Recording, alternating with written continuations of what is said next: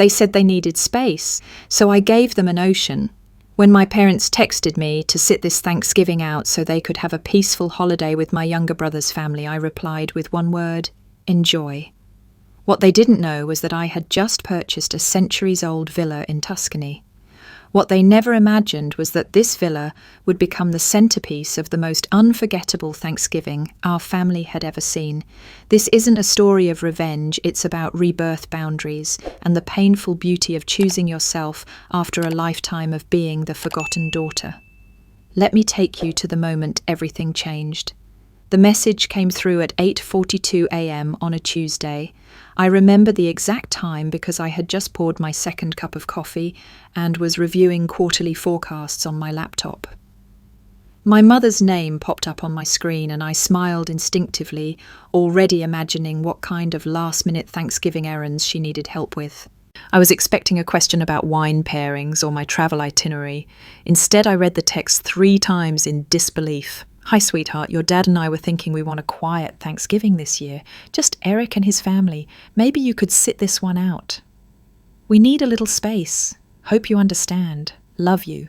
6 sentences, casual, almost sweet. And yet they sliced through me like glass. I stood still, the mug warming my hand, but the rest of me suddenly cold. My brain tried to rationalize. Maybe they were overwhelmed. Maybe it was temporary. But no. The words were clear. I was being uninvited, not just to dinner, to belonging. I set the mug down without drinking. My hands were trembling in that soft, silent way only heartbreak causes. The kind of shake you don't even notice until your fingers fumble. For a full minute, I didn't move, didn't breathe. Then I typed a single word in reply: enjoy, no punctuation, no smiley face, no anger. Just quiet resignation. I set my phone face down and stared out the window of my Seattle apartment. The sky was its usual November grey, but it felt heavier that day, more personal. They had made their choice, and for once I wouldn't chase after an explanation. It wasn't the first time I'd been an afterthought, but it was the first time they had said it out loud.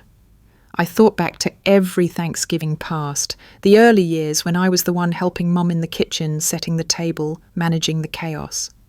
Then Eric would arrive late with some last-minute drama car trouble, forgotten dish-crying toddler, and suddenly the entire focus would shift to him. And I would become invisible.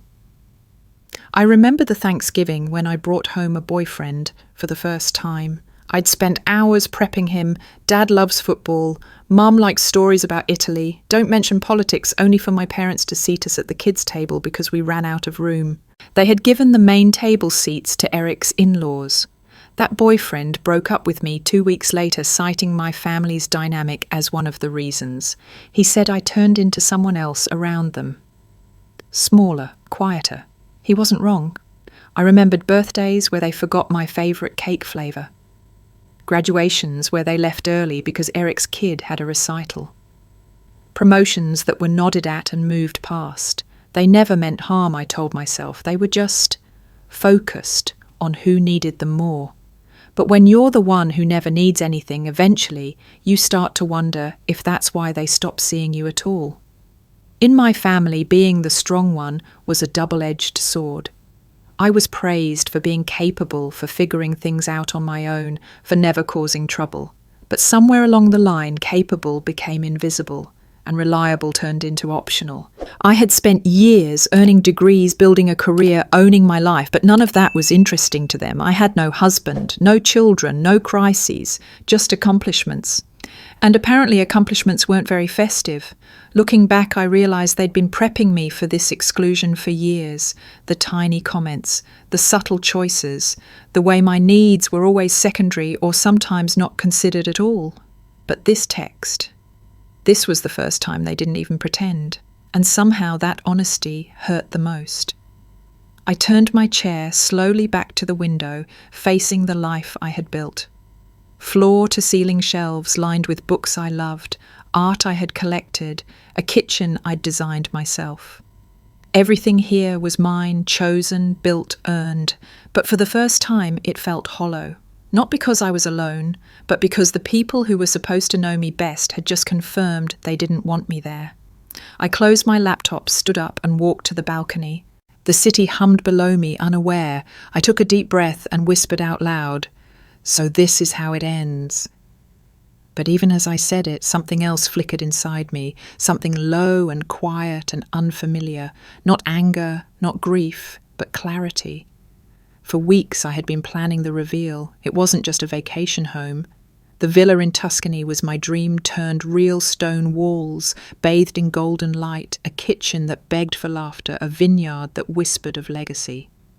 I'd fallen in love with the region during a college semester abroad, and ever since I'd made it my goal to one day return, not as a tourist, but as a creator of tradition. And now I had the keys.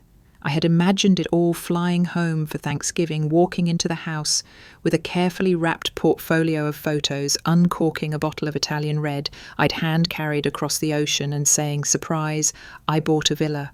Let's spend next Thanksgiving there. A gift to the family, a beginning of a new chapter."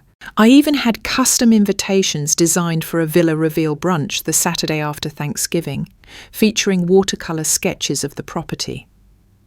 I was going to make my parents proud. I was going to finally be the centre of something. That morning, the invitations were sitting in a neat stack on my kitchen counter, tied with a silk ribbon. 10 minutes before the text came, my laugh startled even me. It wasn't bitter, not exactly. It was that quiet, breathy sort of laugh that happens when the punchline to a long, cruel joke finally lands. "They finally said it," I whispered aloud. "They finally said it out loud." I picked up one of the invitations and held it between my fingers, staring at the words I had agonized over. "Join me in celebrating a dream realized." How foolish I felt now, not for buying the villa, not for dreaming, but for believing that this time it would be different. I set the card down and leaned against the counter, suddenly calm. There was a strange comfort in their honesty. No more ambiguity, no more reading between the lines. This time they had used their words to tell me exactly where I stood outside. And in that clarity, something inside me shifted. I walked to the bookshelf and pulled down the brown, leather-bound notebook I used only for personal projects. I hadn't opened it in months.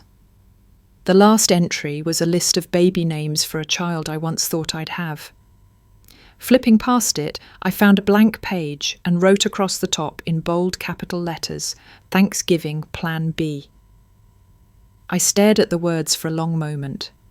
What did Plan B look like when Plan A was finally undeniably dead? I didn't know yet. But I knew it wouldn't include sitting in my apartment eating store-bought stuffing while pretending not to scroll Instagram. It wouldn't be me, invisible again, shrinking to fit into the shape of their absence. I looked around my home, the soft glint of late morning light bouncing off the brushed steel appliances, the shelf of cookbooks I rarely touched, the unopened bottle of olive oil from Siena. No, I wouldn't shrink this time. I picked up my phone not to reread the text, but to turn it off. For now, they could keep their silence. I had something to build. For the first time since reading my mother's message, I smiled without irony.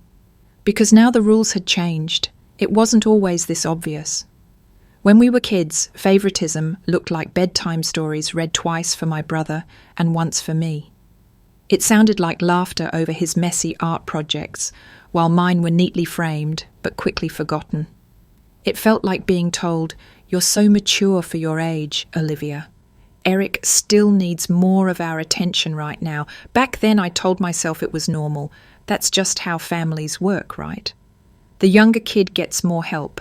The girl is expected to be more independent. The quiet one gets less fuss. But small patterns deepen into grooves and grooves become trenches. And by the time I turned 18, I was already conditioned to not expect too much. Eric was 3 years younger and eternally in need. He had trouble with school, with friends, with follow-through. But he also had charm, a kind of puppy dog vulnerability that made people forgive him quickly. I was the opposite reliable, self-managing invisible. I got straight A's. I got into college on a scholarship. I got a job right out of graduation. There were no meltdowns, no crises, no last-minute rescues, and somehow that made me less interesting. I remember my high school graduation vividly, not because it was momentous, but because my parents left before the dinner I had booked. Eric had a stomachache. "He's not feeling great," Mum had said, gathering their coats while I stood in my new dress, still holding the honours cord around my neck. "We'll make it up to you tomorrow." They didn't. Then came college. I worked 2 part-time jobs to cover what my scholarship didn't. Eric, meanwhile, got a full ride from Mum and Dad, even though his grades barely scraped by. "He just needs a little boost," they explained. "You're so responsible, Olivia. We know you've got this." After college, when I landed my first real job, I bought a modest used car with cash I had saved. 2 months later, Eric crashed his second car. My parents bought him a new one the following week. "We can't let him be without transportation," Dad said. "It would throw him off completely." When I was promoted to senior product lead at 27, I hosted a dinner. My parents showed up late and left early to babysit Eric's kids. "Family is complicated," Mom said when I tried to talk about it afterward. "It's not that we don't care about your achievements, sweetheart. It's just that Eric, well, he needs more from us." I started keeping a list. Not on paper, but in the quiet parts of my brain. All the moments they said one thing and did another. All the times they didn't show up, didn't notice, didn't ask. It was my coping mechanism. A way to make sense of the dissonance, like the Christmas when I gifted them custom-framed photos from a family trip I'd organised and paid for. They unwrapped them, smiled vaguely, and then spent the next hour fawning over the macaroni crafts Eric's 4-year-old son had made. "This is so creative," Mom had squealed. "He's going to be an artist." I wasn't jealous of a child. I was jealous of being seen. The irony is that I never asked for much. I didn't expect big gestures. I didn't crave grand expressions. I just wanted to be acknowledged, not out of obligation, but with genuine interest, the way they looked at Eric when he talked, the way they leaned in. Instead, I learnt to shine quietly. I stacked up degrees, climbed the ladder, bought a condo in one of the toughest markets in the country. My refrigerator held magnets from conferences where I was a keynote speaker. But my parents never asked what I talked about. They were proud of me, I think, in the abstract. But pride without presence is like applause in an empty theatre. Echoes without warmth. So when that text came telling me to sit this one out, it didn't feel like the beginning of something new. It felt like the final entry in a story I'd been writing since birth. It wasn't just family gatherings that made me feel erased. My last serious relationship had ended 3 years ago. His name was Nate, and for a while I thought he might be the one. We met at a design thinking workshop in Vancouver. He was funny, grounded, and listened in a way that felt rare. We dated for nearly a year. He'd come to my apartment for dinner, leave his guitar by the door, and ask questions that made me feel interesting. But then came Thanksgiving. I brought him home nervous but hopeful. Maybe this time they'd see me differently with someone by my side, a future in the making. Instead, my parents barely acknowledged him. Dad grilled him on his job. He was a creative consultant, and Mom asked if he planned to get something more stable. During dinner, they seated us at the kids' table again, while Eric's in-laws occupied the seats of honour. Nate tried to brush it off with a joke, but I saw the tension in his jaw. On the drive home, he was quiet. When I asked him what was wrong, he finally said, "I hate how they treat you." I tried to laugh it off. "They're just old-fashioned. They don't mean anything by it." But he didn't laugh. "You shrink around them," he said softly. "You become this version of you that's smaller, less certain. And I hate watching that." We broke up a few weeks later. His reason wasn't cruel, it was honest. "I want a partner who feels safe in her own family," he said. And I don't think you do. It was the first time someone had named it out loud. The emotional erosion I had accepted as normal. After that, I stopped dating seriously. What was the point if the people who raised me couldn't even recognize my worth? That memory came rushing back as I sat at my desk, flipping through old folders on my laptop. I wasn't sure what I was looking for until I found it an email from my mother dated 5 years ago. Subject about Eric. Hi, honey, it began. I just wanted to check in about Sunday. We're going to celebrate Eric's new job finally, and we'd love for you to join. It might be more low-key than usual, so don't feel obligated to bring anything fancy. Just your presence is enough. Eric's had a rough few years. You know how it is. He just needs the support right now. You're always so strong. We know you'll understand. Love, Mum. I stared at the sentence. You're always so strong. We know you'll understand. That line had been repeated to me in different forms my entire life. Translated, it meant, you'll survive being overlooked. Back then, I'd smiled at the message. I even replied with a cheerful, of course, and baked a lemon tart. I had thought that was grace. But now I saw it differently. I had been raised to think that strength meant silence, that independence meant invisibility, that love meant carrying the weight quietly, and in doing so, I had made room for everyone but myself. After Nate left, I started therapy. For a year, I went every Thursday talking about boundaries, childhood patterns, emotional labour. But one day I cancelled a session and never rebooked. Why? Because I had convinced myself that nothing would change, that acceptance was easier than disappointment. But sitting here now, uninvited, forgotten, yet finally clear, I realised something. I didn't want acceptance. I wanted liberation. I reopened my email. At the top of my contacts list was Aunt Mary, technically my great-aunt, my mum's father's sister. She lived in Vermont, sent handwritten cards on my birthday, and once when I was 10, wrapped me in a warm wool shawl and whispered, "You're not invisible to me." She had never married, never had kids, but always made time to visit when she could. One Thanksgiving, when I was 22 and stranded due to a work emergency, she was the only one who called to say, "I wish you were with us." My hands didn't hesitate. Subject, a different kind of Thanksgiving. Hi, Aunt Mary. I'm hosting something special this year, far from the usual. A quiet place, a beautiful villa in Tuscany, and I would love for you to be the first to join me. No obligations, just real warmth and a table where everyone is seen. Love, Olivia. Click. Send. The first time I saw Villa Rosetta, I cried. Not a sob, just a slow, startled release of breath that somehow became tears. Nestled in the rolling hills of Tuscany, the villa sat like a watercolour against the horizon. Pale stone walls kissed by ivy, terracotta roof, weathered by centuries, and windows that blinked like eyes full of stories. A narrow gravel road curved through olive groves to a wrought iron gate, beyond which lay a courtyard shaded by cypress trees and scented with rosemary. It had taken me 3 years of searching, 2 years of saving, and a few seconds to say yes. The main house had 5 bedrooms each, unique one, with hand-carved beams, another with a clawfoot tub beneath an arched window. A guest house stood a few metres away, perfect for couples or early risers. But it was the kitchen that sold me, large open, filled with light and silence. A hearth wide enough to roast a turkey, shelves deep enough for herbs and hope, and a table long enough for family, if they had wanted to come. It didn't matter any more. Villa Rosetta wasn't a consolation prize, it was a declaration, and I was going to fill it with people who saw me not out of obligation, but because they chose to.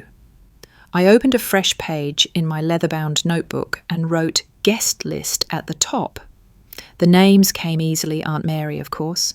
Then Uncle Pete and Aunt Janice, Dad's older brother, and his wife, who always slipped me extra dessert when I was a kid. Cousins Max and Dana, now living in Amsterdam, both quick with laughter and gentle questions. Sophia and Jordan, my mother's nieces, who had more than once texted to say, thinking of you after family dinners I hadn't attended.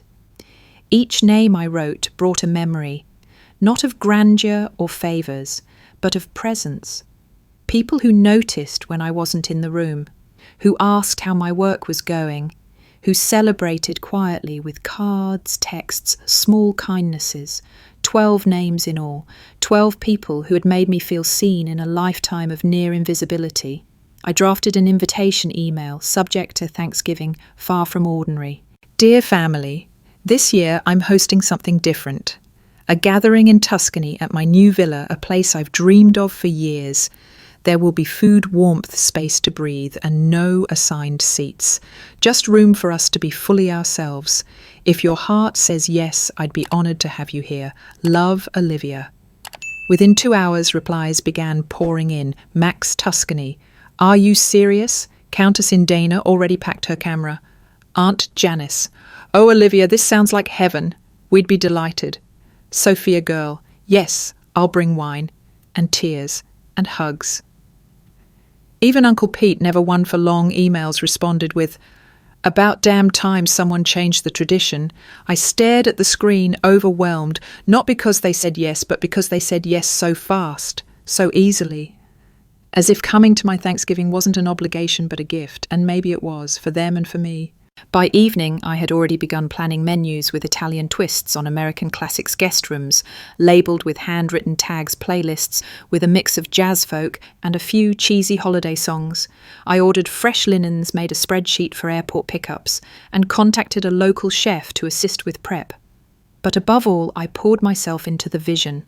Not for revenge, not to prove anything, but to create a table I'd never been offered one, with no power games, no shrinking, no pecking order, just food and light, and people who came because they wanted to, because sometimes the family you build from fragments is stronger than the one you were born into whole.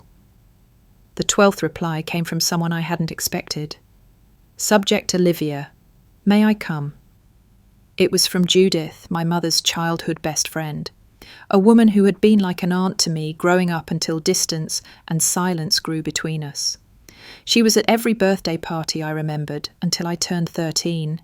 Then slowly she faded from the picture, just like so many others who once stood beside my mother. I opened the email cautiously. I saw your invitation from Sophia. She mentioned you'd be hosting a Thanksgiving in Tuscany. I won't lie, I hesitated to write. I know we haven't spoken in years, and I imagine you carry reasons for that. But I wanted to reach out anyway, because I want to tell you something I never had the courage to say. Your mother and I were like sisters once, but I watched her treat you in ways I couldn't understand. I excused it, rationalized it, because I didn't want to lose her friendship. But the truth is, I saw how often you were dismissed, and I did nothing. I'm sorry, Olivia. Truly. And if there's any chance to be part of this Thanksgiving, not because of your mother, but because I want to support the woman you've become, I'd love to join you. I stared at the screen for a long time. It would have been easier if she had stayed silent, if she had ignored the invitation and left me in peace. Now her apology echoed too loudly. Part of me wanted to delete the message to keep the gathering pure, free from the shadows of my mother's world. But another part of me was curious. I thought back to the last time I saw Judith. I was maybe 25 home for Christmas. Judith had stopped by with cookies, and when Mom shooed me from the kitchen, I saw Judith hesitate, just a flicker of resistance in her eyes. That night she'd hugged me tighter than usual, her voice shaky, as she said, "You've grown into someone beautiful, Olivia." I hadn't thought about that moment in years. Still, the question nagged at me, was I turning this villa into a sanctuary or a shelter for every person who had once failed me? Was I gathering love or just collecting the emotionally exiled? I closed the email, stood up and paced. This gathering wasn't meant to be therapy. It wasn't about confronting the past or inviting guilt to the table. It was about building something new, safe, honest. I needed a rule, one that honoured my boundaries, not blurred them. I opened my notebook and wrote in bold ink, "This table is only for those who made me feel seen then or now. Not perfect people, not flawless history, but people who at some point gave me the rare gift of visibility." I went back to Judith's message, read it again, this time slower. It wasn't grovelling, it wasn't performative.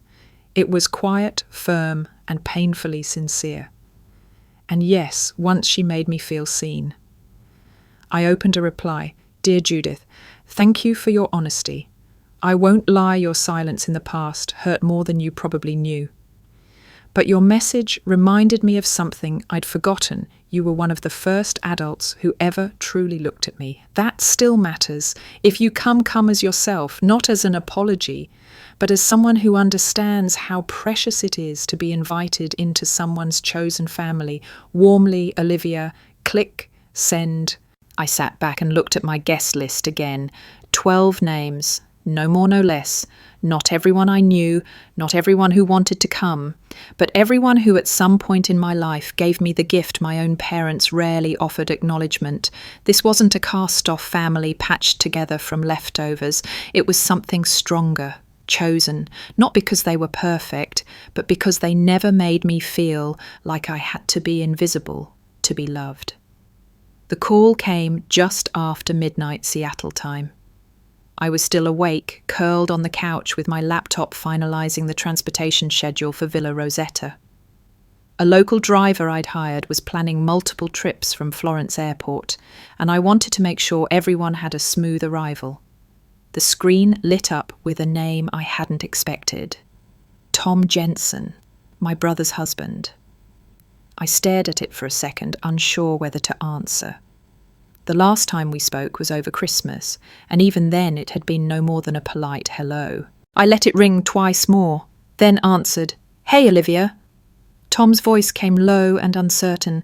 "Sorry to call so late. I hope I didn't wake you." "I'm up," I said, careful to keep my tone neutral. "Everything okay?" He sighed. "Not really. I wanted to talk to you privately." That caught my attention. "Okay." There was a pause. Then I heard about Tuscany. Of course he had. The family grapevine was fast, especially when it involved something unexpected. I wasn't going to say anything, he continued, but look, Melanie and I were not doing great, financially, emotionally. Things with your parents have been tense. I sat up straighter. Your mum texted last week saying they wouldn't be able to help with preschool tuition after all, said they were setting new boundaries, which coming from them felt like a joke. My jaw tightened. I knew the script. Boundaries were never real unless they were directed at me. Tom exhaled again. Mel's been spiralling. And I think we need a break from them, from the weird expectations, from the performance. He hesitated. I know this is a big ask, but I saw the photos Sophia posted of the villa, and, is there any chance we could join you? I blinked. The question landed softly, but it stirred a tornado of emotion beneath the surface. Tom. And by extension, Melanie. My brother. The golden child. The chosen one, the one they always made room for, and now asking to enter my space. The old reflex kicked in to say yes immediately, to accommodate, to extend grace without pause. But this wasn't that, Olivia. I needed a beat. Tom, I began carefully. That's unexpected, I know he said quickly, and I totally understand if the answer is no. Truly. I think the kids would benefit. And Mel... She's realising some things. Realising. Now. I stood up and paced toward the window phone pressed to my ear. I won't lie, I said. This space I'm creating, it's not just a vacation. It's a boundary, a new kind, a place where I don't feel like I'm shrinking. I get that, Tom said softly. And I promise if we came, we'd respect that. There was a long silence. I need to think about it, I said at last. This isn't just about logistics, it's emotional. Of course, I really appreciate you even considering it. After we hung up, I stood in the dark for a long time, watching the city lights shimmer. Melanie. At my table. I imagined her walking into the villa. I imagined the hush that might fall over the room. Could I hold space for her without erasing myself? Could she walk in without centering herself? I didn't know. But what I did know this time, I'd decide on my terms.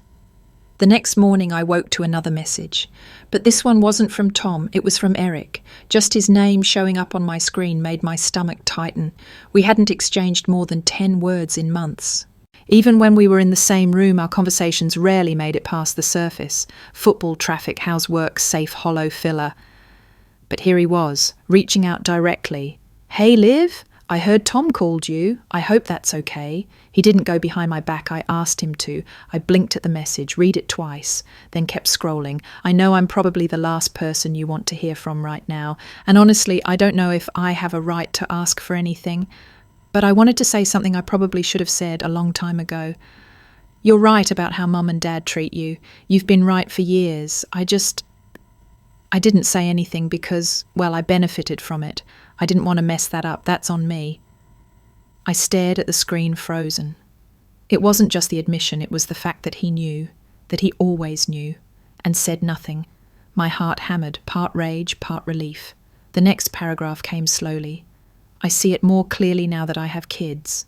The way they treat Emma and Jack differently, already, depending on who's easy and who's needy. I don't want to repeat that. I want to be better.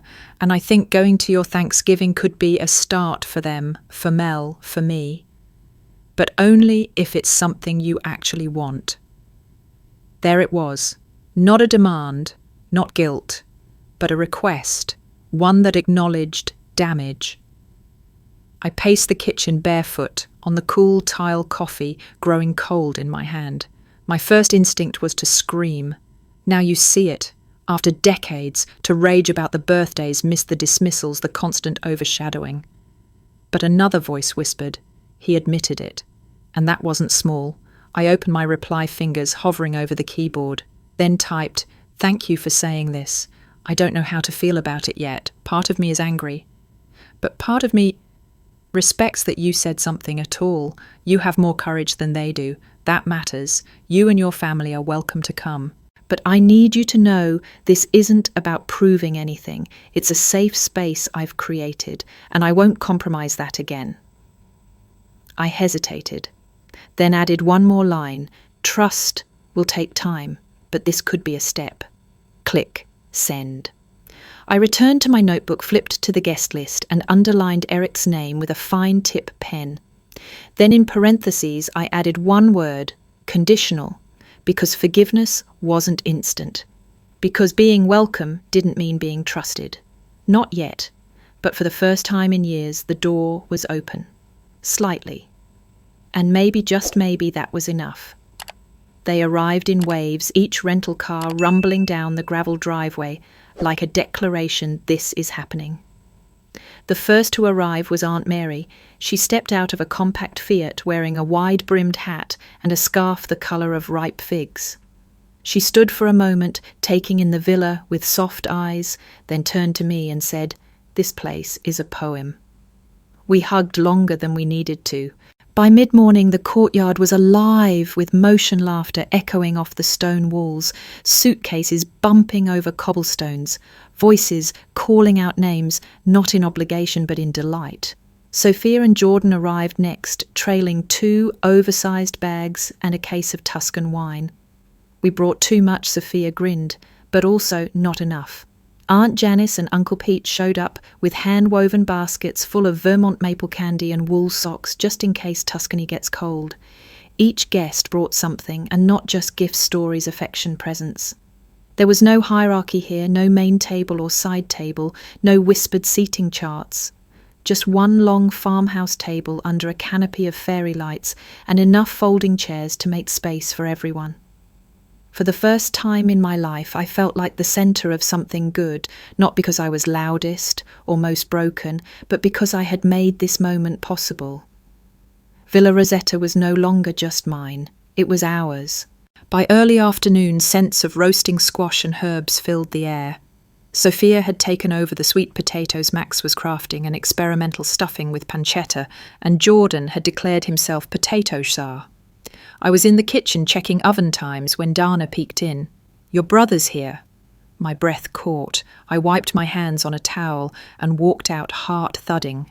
The sun was starting to dip, casting gold across the vineyard. A sleek black rental SUV sat idling in the drive. The door opened and Eric stepped out first. He looked older than I remembered, tired, but his eyes when they met mine were steady. "Hey," he said. "Hey!" Melanie got out next, followed by Emma and Jack. The kids sprinted ahead, wide-eyed at the villa. Melanie hung back, arms crossed, watching. It wasn't hostile. It was uncertain. We walked toward each other slowly. There was no dramatic music, no tearful hug, just silence, thick full of history. "You really did it," Eric finally said. "This place. It's beautiful." "Thanks," I said quietly. "Welcome to Villa Rosetta." Melanie nodded. "It's more than I expected." The compliment was small but real. I showed them to their rooms, side-by-side guest suites with vine-covered balconies. Melanie set down her bag carefully, as if unsure what belonged. Eric lingered at the doorway. "Thanks for letting us come," he said. I nodded, then added, "Thank you for asking the way you did." He looked down. I meant what I said, all of it. "I know." We stood there a moment longer before Emma's voice broke the tension. "Mom, there's a swing." Melanie smiled faintly. "Go, we'll catch up."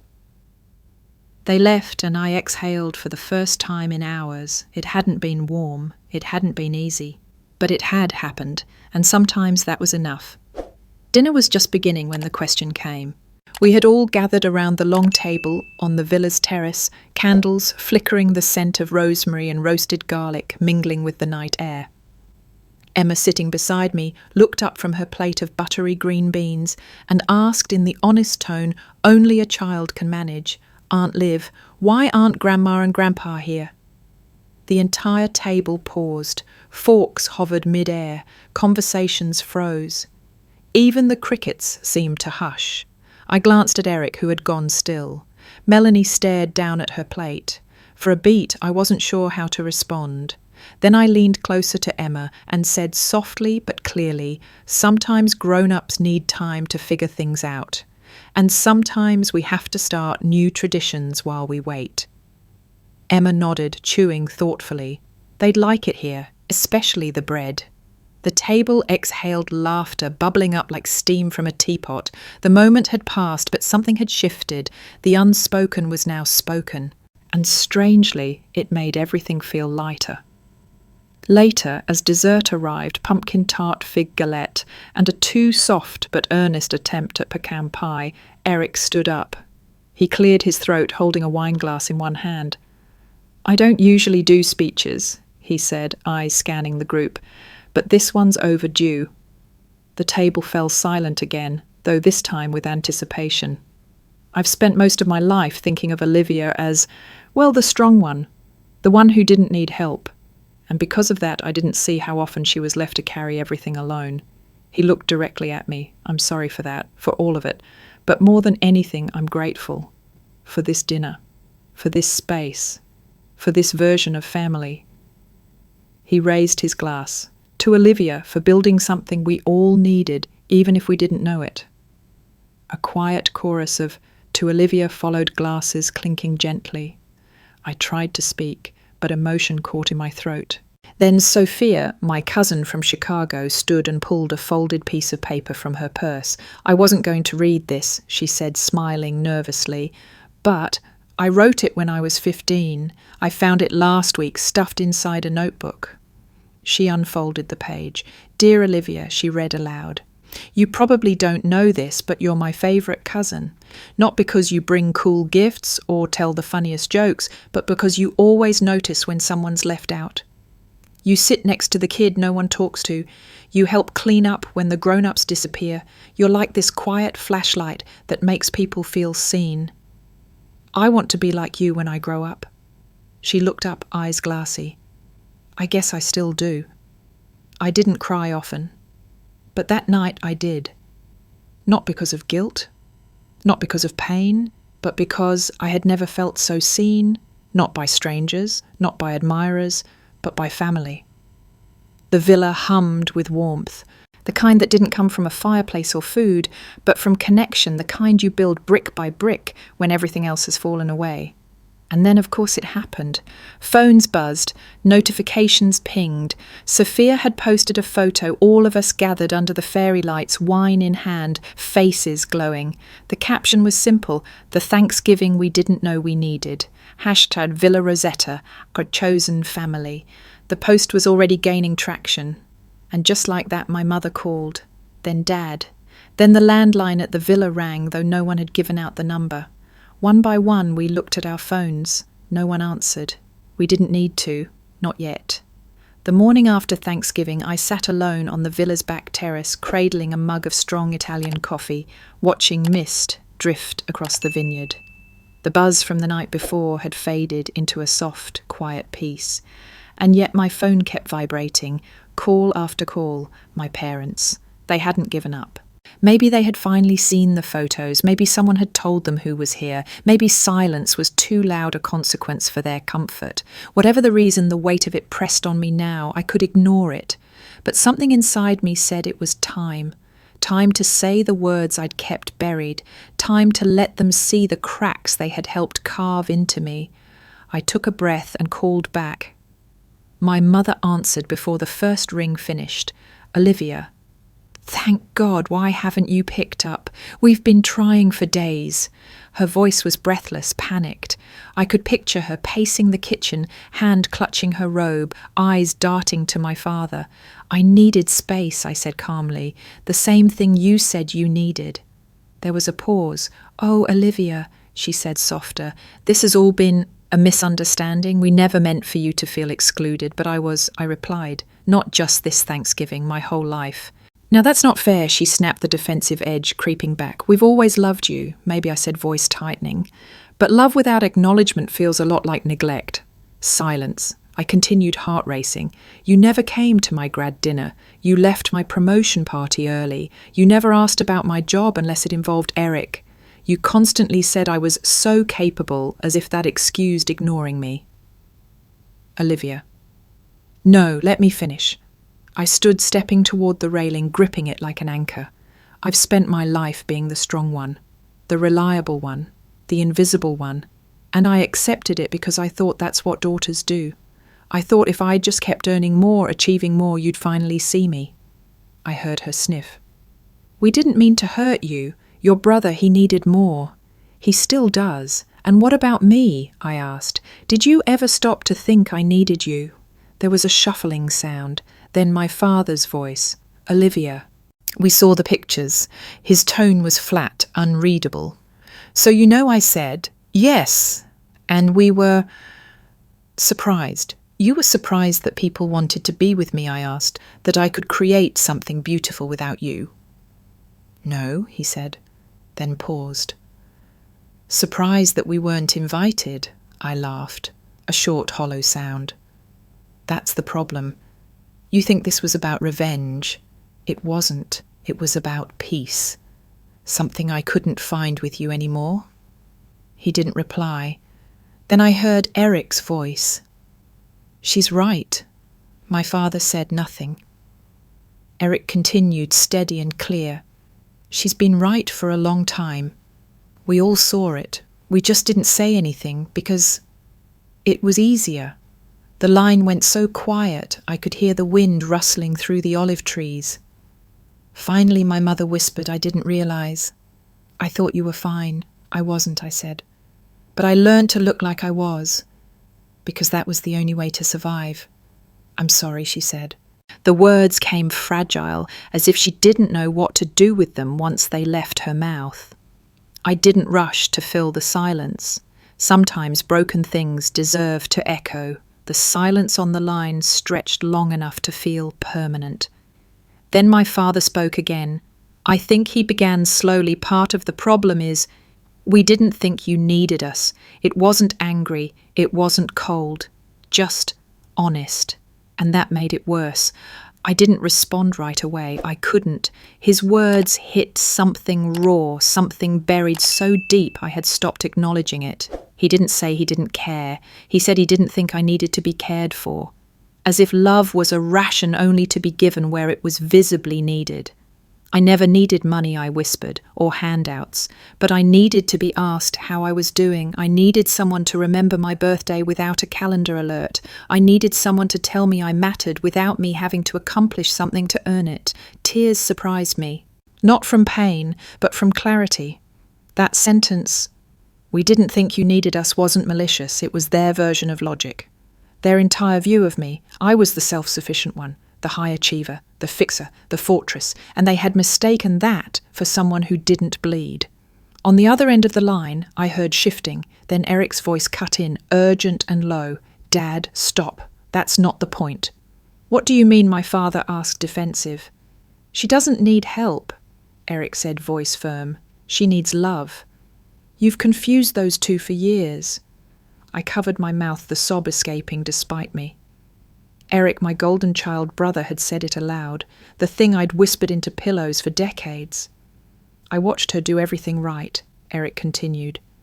"And you treated her like a safety net, not a daughter. You leaned on her strength so you wouldn't have to deal with your own guilt." No one spoke. Even my mother didn't interrupt.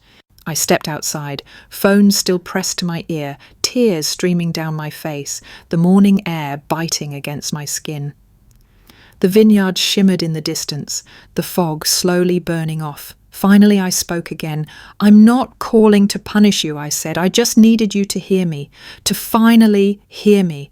My father cleared his throat. "I do hear you. I just don't know how to fix it." "I'm not asking you to fix it," I replied. "I'm asking you to see it." The line went quiet again. This time it wasn't heavy, just still. Maybe for the first time in our relationship we weren't talking around each other, just beside the truth, slowly leaning toward it. "We'd like to come next year," my mother said softly, "if you'll have us." I let that sit. I wasn't ready to say yes, but I wasn't ready to say no either. "I'll think about it," I said honestly. And that was enough. The call ended, incomplete, unresolved. But for the first time I had spoken, and they had listened. Not perfectly, not gracefully, but genuinely, and that was more than I had ever expected. I looked down at the phone, then out at the olive trees swaying gently in the breeze. Maybe this was what healing looked like. Not triumph, not revenge, but being heard in a way that left echoes. 1 year later, the leaves in Tuscany were golden again. It was the Wednesday before Thanksgiving, and the villa was alive with soft bustle music floating from the kitchen, laughter from the courtyard, the gentle clink of plates being set on the long table beneath the olive trees. This year, I wasn't nervous. I wasn't second-guessing the guest list or bracing for awkward arrivals. This year, everyone who came was here because they wanted to be. No explanations, no justifications, just choice, even them. A week earlier, I had received an email from my mother. The subject line read, "If you'll have us." The message was short. "Olivia, we would be honoured to join you this year. If it's not too late, we understand if not, but we'd love to see where you've built something so beautiful. Love, Mum." It had taken me a full day to decide. I walked the villa grounds, reread the letter, even called Aunt Mary to talk it through. "You can say no," she reminded me gently.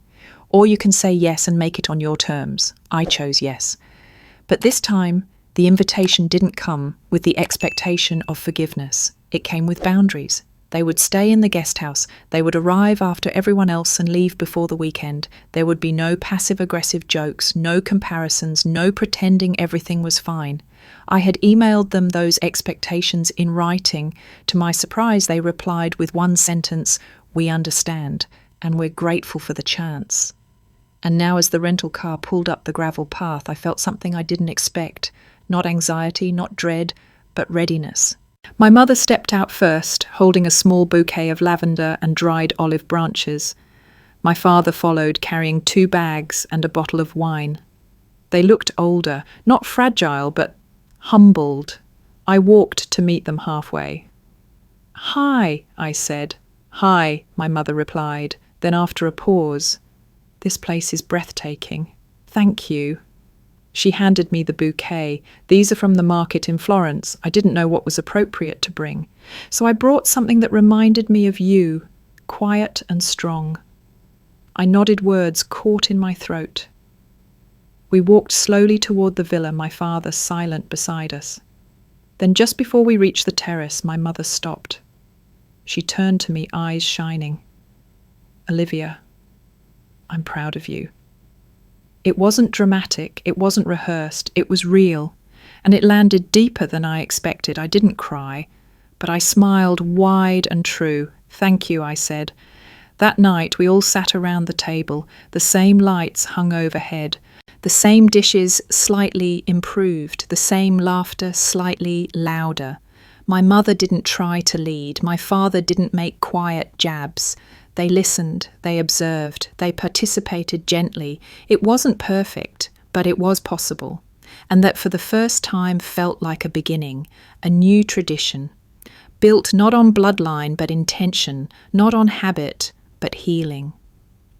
After dinner, when most of the guests had drifted into quiet conversations or late-night board games, my mother approached me with something tucked under her arm.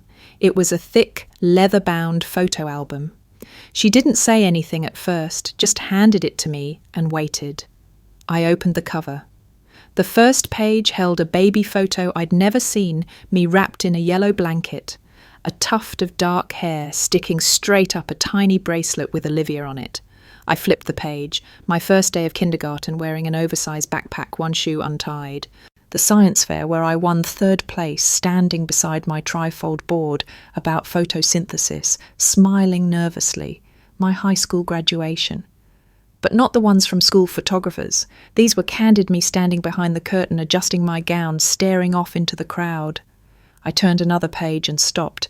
There I was at my college commencement, caught mid-laugh, my honours sash blowing in the wind. The next page, my first apartment, the one I rented with 3 roommates and no furniture. A snapshot from the doorway, me, sitting cross-legged on the floor, eating noodles from a pot. I looked up, confused. I didn't know these existed, I said softly. My mother nodded, her eyes brimming. I kept them. All of them. Why didn't you ever show me? Her voice trembled. Because I didn't know how to celebrate you in a way that didn't make me feel like I'd already failed. I blinked. She continued, You were always so whole. I didn't know how to show up for someone who didn't fall apart. That's exactly when you show up, I whispered. She sat beside me. I saw everything, Olivia. I just didn't know how to say the right things. Your father and I, we weren't raised to talk about pride or love unless it was dramatic, but I followed every newsletter you were in. I saved every email your company sent. I read articles you wrote and didn't tell you because I was afraid it would come out wrong. The album lay open between us. I ran my fingers over a photo of me at 27, accepting an award at a tech conference. I hadn't even known she knew about it. I'm still angry, I admitted, still hurt. You have every right to be, but I don't want to carry that forever. She reached for my hand, and for the first time in decades I didn't pull away. I placed my hand in hers, palm to palm, fingers interlaced. We can't undo what's behind us, I said, but maybe we can begin something new. She nodded, her lips pressing together. Yes, she whispered, let's start here. The next morning, before everyone scattered for return flights and train rides, we gathered for one final photo. 12 guests, one long table, empty wine bottles, full hearts. Eric stood beside me. Aunt Mary had Emma on her lap. My parents sat in the middle, not centred but present. Sophia held up her phone, angled just right. Okay, say it loud, she grinned. What? Someone asked. She smiled. Say the family we chose to rebuild. We did. Click. The image went viral in our private group chat. But when Sophia posted it to her feed, she added a caption that needed no filter. Not the family we were given, but the one we chose to rebuild. And I, Olivia Jensen, smiled into the lens like someone who had finally stepped into her own frame, who,